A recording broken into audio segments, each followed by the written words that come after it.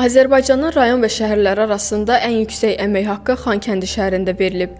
Yeniavaz.com açıqlanan rəsmi məlumatlara istinadən xəbər verir ki, bu ilin yanvar-mart aylarına olan məlumata görə Xankəndi şəhərində muzla işləyən işçilərin orta aylıq nominal əmək haqqı 1485 manat 60 qəpik olub. Ən aşağı əmək haqqı isə Qax rayonunda verilib. Qaxda muzla işləyən işçilərə verilən orta aylıq nominal əmək haqqı 570 manat 30 qəpik olub. Paytaxt Bakıda isə muzla işləyən işçilərin orta aylıq nominal əmək haqqı 1357 manat 30 qəpik olub. Onu da qeyd edək ki, Xankəndi və Bakıdan sonra ölkədə orta aylıq nominal əmək haqqının 1000 manatdan yüksək olduğu 3 rayon olub. Daşkəsən rayonunda orta aylıq nominal əmək haqqı 1111 manat 80 qəpik, Ağdərə rayonunda 1054 manat 40 qəpik, Xocalı rayonunda isə 1017 manat 20 qəpik təşkil edib. Azərbaycanda şəhər və rayonlarda muzla işləyən işçilərin orta aylıq əmək haqqı belə olub.